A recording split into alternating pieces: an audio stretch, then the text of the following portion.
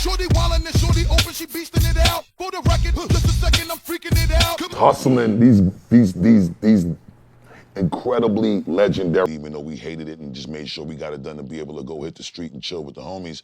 The whole world knows the scream, woo-ha! This rap verse transformed Busta Rhymes into a seismic force in American hip-hop. A beast on stage, the wildest performer of the 90s, and an icon that even Eminem and Missy Elliott had to bow down to. But behind that rare talent lies a truth that almost no fan ever knew. A lawsuit that tarnished a legendary name. The verbal battles within Flipmode forced security to intervene just in time. And worst of all were the years when his family was forced to lock him in his room, just to prevent Busta from becoming an animal and ruining his own life.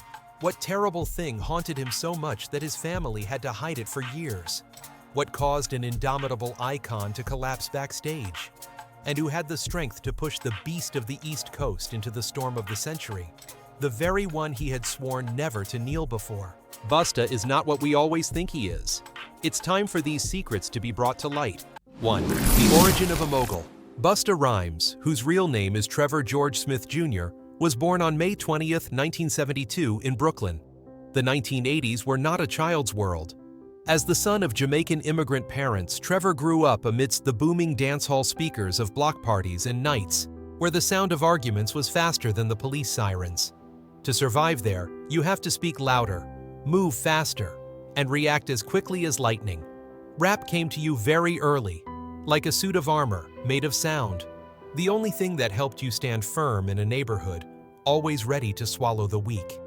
But it was that very chaos that worried his family. Trevor's parents have witnessed so many children lose their futures just because they were standing in the wrong place. They decided to do what many immigrant families have to do, send Trevor to England every summer, as a way to keep the boy out of trouble. Morecambe is a peaceful town. No one expected that it was there that Trevor would become a true athlete. He ran unusually fast with long, steady breaths that led his swimming teacher in Liverpool to tell his parents, if he takes sports seriously, he could go very far. Karate, long-distance running, swimming, jumping. Trevor is better than average at everything. To the point that at home, the story of he should be an athlete became the topic of every evening meal. And like every family, arguments erupted. Should they pursue sports for a stable future, or take the incredibly precarious path of rap? Trevor never hesitated. You don't want medals, you don't want jerseys, you don't want life on the pitch. You want a microphone. I want the sound of applause in the cafeteria. I want that feeling of an entire circle of students holding their breath, waiting for the next punchline. Trevor believed in rap so much that he didn't leave room for a second choice. Initially, my parents strongly opposed it. They were afraid Brooklyn would swallow up their son. But they also saw something: rap was the only thing that made Trevor light up in a way sports never could. And that confidence isn't the empty kind. At school, no one has ever beaten you. From Westinghouse to Tilden, from the hallways to the cafeteria. Whenever it was a solo battle, Trevor always won. Every time he stepped into the circle, the friends standing behind knew the outcome in advance. Trevor would burn through his opponent with just one verse. It was this very invincibility that made him believe even more that rap was the only path he was born to take. Not sports, not any safe career his family wanted. Trevor was also fortunate in one aspect that would later be called destiny. He studied right at the birthplace of the legend, George Westinghouse High School, the birthplace of three pillars of hip-hop: Biggie, Jay-Z, and Busta Rhymes. An environment where the moment you step through the school doors, you enter the classroom of talents greater than textbooks. Then one day, everything changed. In the Westinghouse cafeteria, Trevor, a child who had never lost, bumped into the name of someone else, Jay-Z. And the stage at that time wasn't Madison Square Garden or the Grammys. Just two children in a circle as tight as a firewall. And a truth Trevor had never considered for the first time in his life: he was about to face someone stronger than him. Back then, Busta was just raw talent. He has a voice, charisma, and ambition, but his style still needs refinement. He loves fast rap, but he hasn't completely mastered it yet. Jay-Z, on the other hand, was much more polished. At that time, Jay was experimenting with double time and high-speed rapping, at a level that most rappers of that era hadn't even dared to try. Jay was kind of dominant from the start. He recounted, "I have to admit, he's too good, and his ammo supply is longer than mine. I spit my verse, and I ran out of energy really quickly. He added 2 or 3 more verses, and I was like, okay, that's it." That was the only loss of his school years, and it was a loss he remembered his whole life, even though both of them later became legends of hip-hop. 2. The return of the Indomitable. After the battle with Jay-Z, Busta returned home like someone carrying an unseen crack. No one mocked him, no one pointed and laughed. But the feeling of defeat right in the circle of children running with the same dream, that's what stabs the self-esteem like a shard of broken glass. It made Trevor realize that his strength was only a superficial layer, while the core wasn't strong enough. There was a time right after that loss when Trevor thought rap wasn't the right arena for him. Back then, all the black kids at school knew the DJ was the real star. The DJ is behind every rap song. The DJ is called by name in every band. The DJ controlled the crowd with each spin of the turntable, and in his eyes they looked at him like superheroes. You used to say, "I want to become a superstar DJ." But then he was faced with a harsh reality. Trevor didn't understand technology, don't know how to set up the mixer, impatient with wires, knobs, and complex controls. The entire DJ world at that time operated like a technical machine, while Trevor was born to break the mold, not to install it. And just as you were about to give up on rap, the grudge from that cafeteria all those years ago resurfaced. Jay-Z's cut didn't allow him to leave the field. It became the engine, the fuel, a reminder that you haven't paid off your debt of honor yet. You're returning to rap like you're returning to the battlefield. From that day on, he began to train in a way that only those who had their pride touched could understand, running and rapping simultaneously, as if every word was a survival exercise for his lungs. Every night, Trevor's breath, hoarse, hot, and burning, but never interrupted, mingled with the cold Brooklyn fog.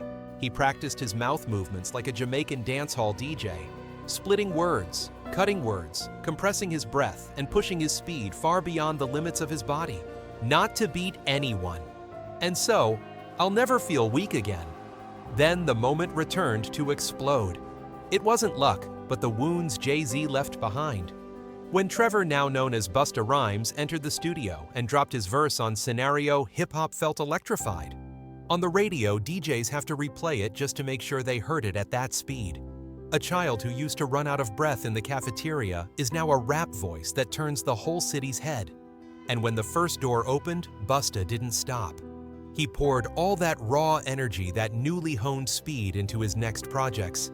Woo-ha, got you all in check. Took him straight to MTV, where his image became iconic for a generation. Wide-angle distorted cameras, exaggerated expressions and movements like a living cartoon.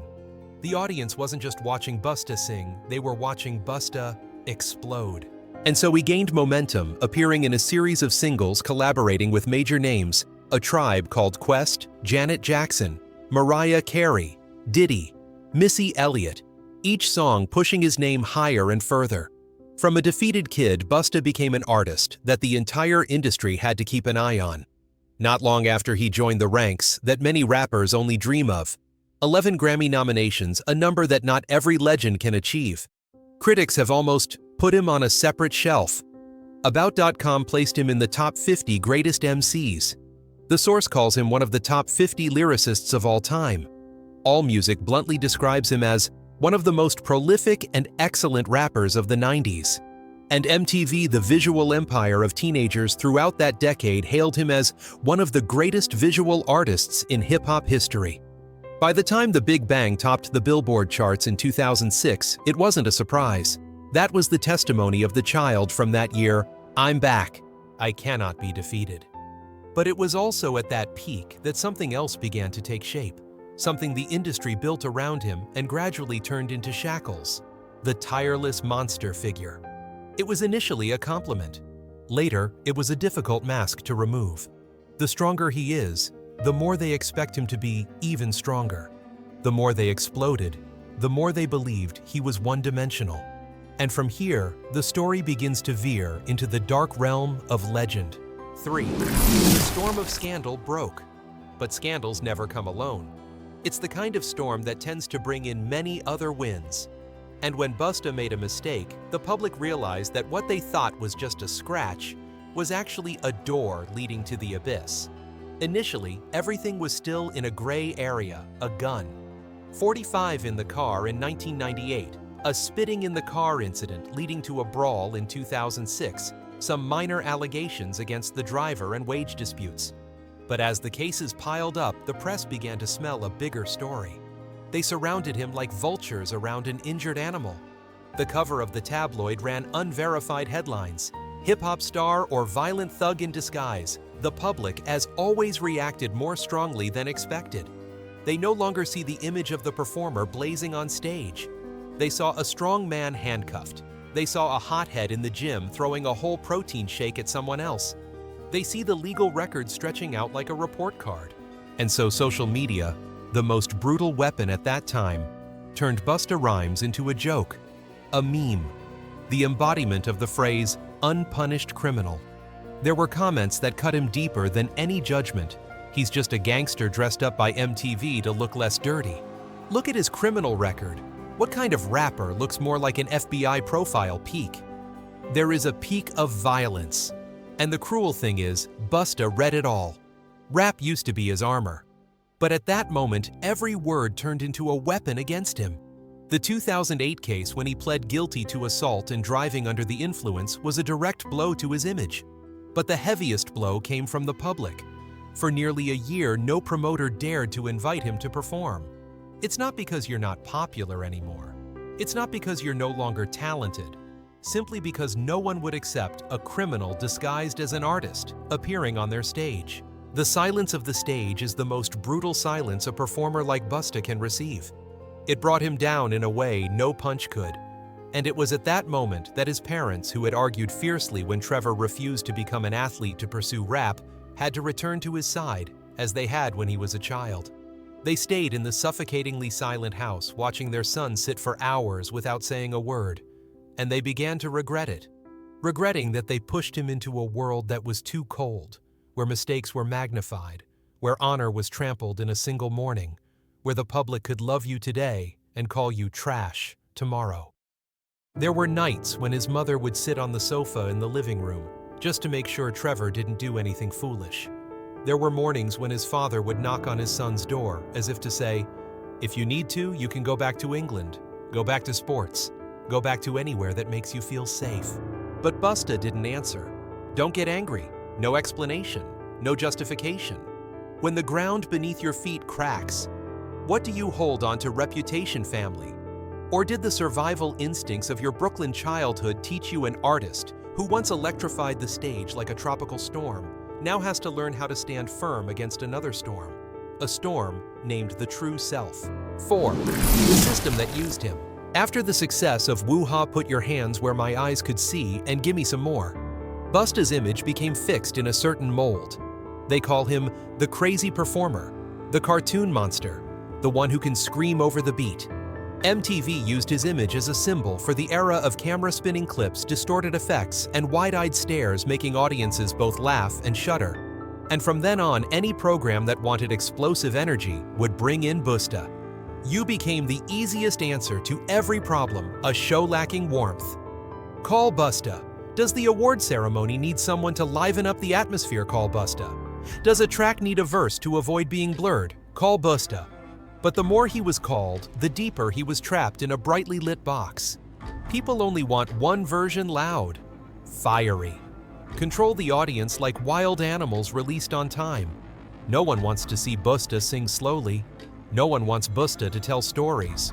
No one wants a real Busta. They want Busta Rhymes TM, the brand, not the person. The industry is like a giant circus, and they chose you to be the tiger that jumps through fire. Every time he tries a new material, a deeper story, a less cartoonish song, he gets strange looks like, "That's not on brand, buddy." Excessive success becomes a shackle. The image he was once proud of turned into a glass cage. And inside that cage, Busta was breathing like someone who had been deprived of oxygen. While Busta was being pushed by the industry toward being a showman, someone else stood on the opposite side of the hip-hop map, 50 Cent.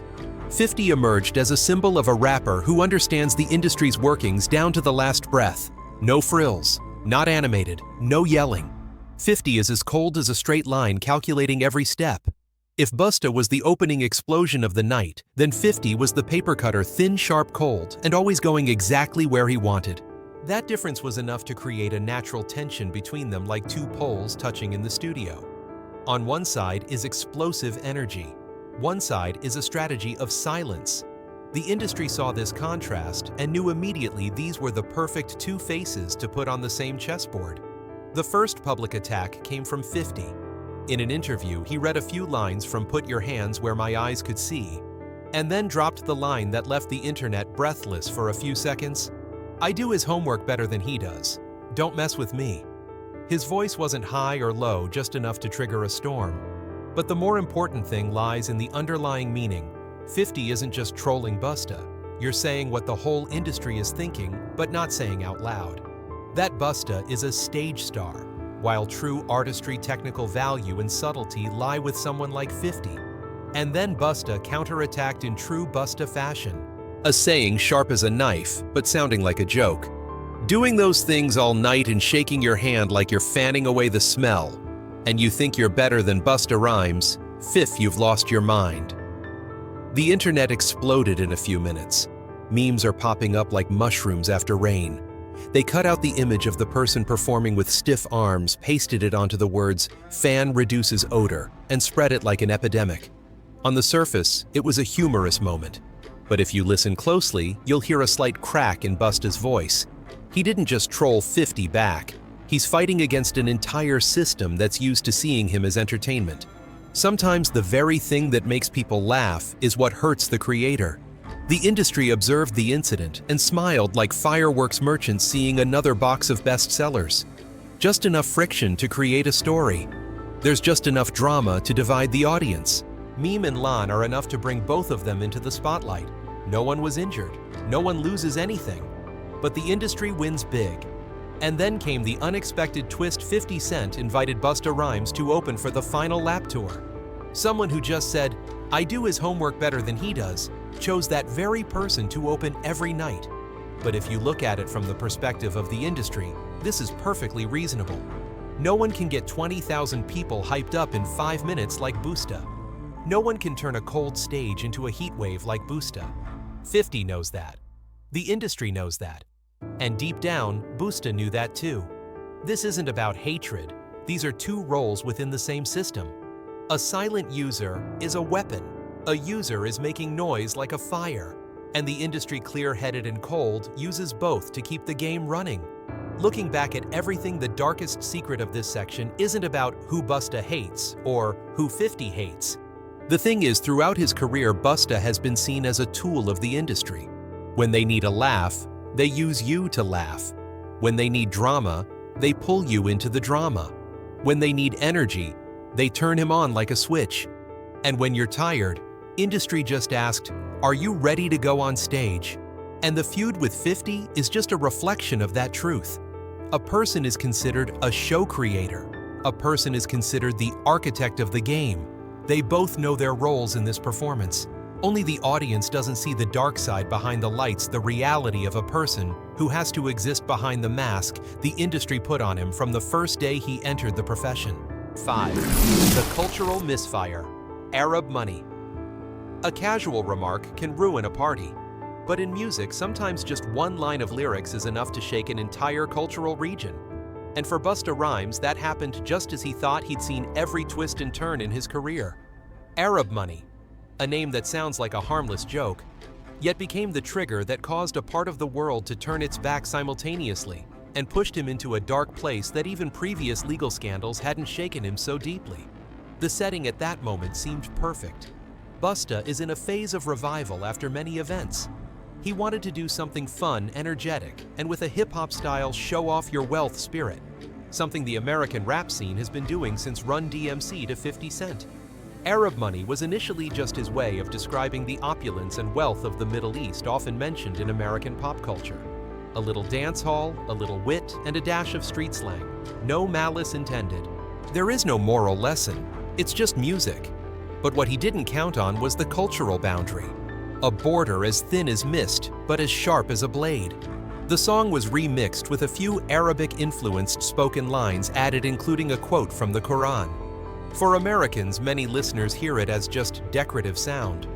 But for Muslims, the Quran is not sound, not melody, and certainly not an accessory to a happy song. Those are sacred words, something that is not placed in any entertainment context.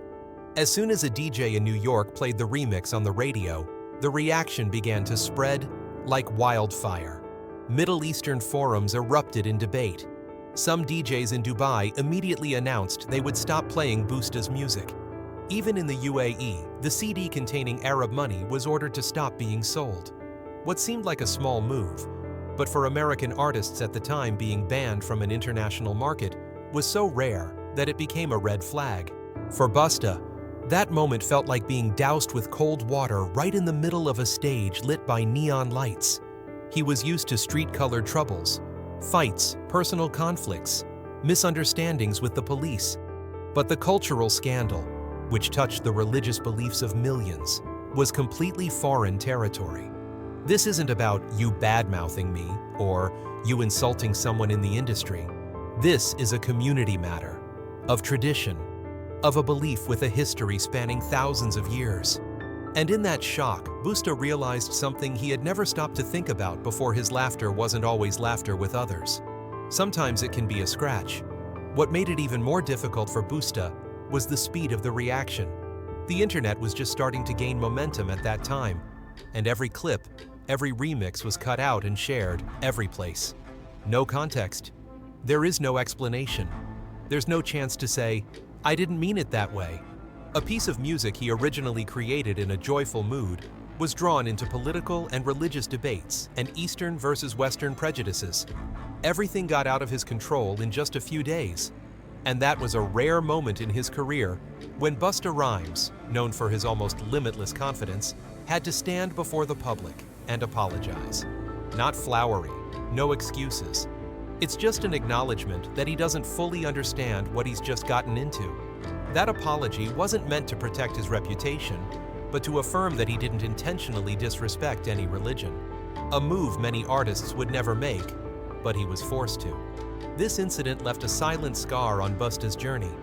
It's not as noisy as a fighting scandal, not as dramatic as the lawsuits, but it was the first time he clearly saw the limits of laughter and realized that what was just a joke to American culture could be offensive elsewhere. Arab money is like a mirror reflecting a version of Busta, that audiences have never seen an artist confronting the consequences of cultural insensitivity in the age of globalization. What's remarkable is that the incident didn't kill his career, but it leaves a big question mark. If a small mix-up can cause such a big storm, what else in Busta's image have we unintentionally overlooked? Arab money is not just a mistake in a song. It's a reminder that the image of the happy monster or the energy king has never fully reflected who he is. And sometimes it's in seemingly harmless moments that the true version of an artist is revealed most clearly: fragile, prone to mistakes, and capable of hurting others even unintentionally. 6. The assistance, the lawsuits, the collapse. At the age of 50, when many artists seek to retreat to maintain peace in their final years, Busta Rhymes faced a blow that didn't come from the press or his rivals, but from the place he least expected: the person working right next to him. The story begins with a 911 call from an apartment in Brooklyn, where assistant Dashiell Gables told police he was punched in the face simply for using his phone during work hours. A charge that sounds heavy just by hearing it, but its echo is even louder when the person mentioned is a hip-hop legend. The bruises on Gables' face became the focus of the press, while the name Busta appeared in a completely different way than audiences were used to seeing on stage. The most unsettling thing about this story isn't what's being told, but the contrast between two worlds: a brilliant Busta, performing before thousands of spectators, and a Busta who is said to be angry and out of control within 4 closed walls. Gables isn't just about a punch. He described a work environment as tense as a stretched string, 16-hour shifts, verbal orders like sharp reprimands, and a constant feeling of being forced to obey. Those statements made people wonder if the explosion is Busta's trademark on stage. Would it follow him into real life? But the story doesn't just go one way. Busta responded by countersuing. He calls this blackmail an attempt to smear him by a disgruntled employee who was fired. In that feedback, we see another facet. A man who believes he is being exploited cast as the villain simply because his name is too big to avoid scandal. This two-sided legal battle is like two mirrors placed opposite each other. One side speaks of abuse of power, the other of manipulation and staging. And in the middle, Busta's image fades, and no one is sure what is true, and what is the fear of those who once worked in an industry that has always operated on soft power and glamorous promises. What's more significant, these are no longer bar brawls or street conflicts, like in their youth. This is a midlife story, where fame contracts and dignity collide. It exposes a dark layer that many artists at this age encounter a lifetime spent in the public eye, only to suddenly realize they no longer control the narrative about themselves. Once upon a time, Busta was a victim of the system, framed used for laughs and turned into a symbol of endless energy. But it's also possible that this very pressure created a smaller, more private system, where others had to endure storms that he didn't even realize were happening. If the scandals of youth were just sparks here, we see a different torch, more silent, more profound, making the viewer admit that the greater the glory, the longer the shadow behind it. 7. The man behind the monster. After all the noise, the case, the exploding stage, and the stories circulating on the internet, one question still lingers like the last yellow light bulb at the end of the hallway. What did we expect from Busta Rhymes in the first place? Because when we trace each footprint in your past, we see a journey that is more layered than any monster image the world has ever attached to you. Busta grew up between 3 different worlds. Summers in Jamaica, with the sounds of drums and fiery rhythms. Long months in England, where the seaside town was so cold that even voices turned to steam. And then back to Brooklyn, where the sounds of car horns and the hoarse laughter of hip-hop kids became the soundtrack of his childhood. A child is forced to constantly adapt change, their voice, change their posture, change their way of life. And sometimes to survive, it has to create a shell thicker than its own flesh. Perhaps that's why when he steps onto the stage, Busta performs as if he were born from a storm. Eyes wide, neck strained, breath spewing like an engine. They call him a monster, but to him, it's just armor. One way to fill the void, left by the fear of running out of breath after losing to Jay-Z in the high school cafeteria. One way to cover up the cracks is when fame both helped him top MTV and landed him in nights facing the law. One way to hide the silent battle with his body, when the disease blocked his airway, making him think he was about to die, right next to the woman lying beside him. Then he went back to the gym, lost weight, regained his breath, and returned to the stage with a lighter stance, but his eyes still burning. A journey as winding as a zigzag road. The Jay-Z battle, the MTV Explosion Court record, stumbles, health setbacks, and then rising again. No paragraph is perfect, but there's also no part of it that's false. And when you look at that entire journey, the ultimate question isn't, what did Busta do? The question is, if the monster is just a mask, then who is the man beneath it? That question doesn't need an immediate answer. It just needs to be left there, like the echo of a bygone era, where the stage lights aren't enough to fully illuminate the true person of a legend. All data, analysis, and commentary in this video are presented based on information available at the time of production. The content is subject to change over time and should not be considered a definitive forecast. There is still so much more to explore: stories of resilience, legacy, and the truth. Feel free to dive into some of our top recommended videos now appearing on your screen.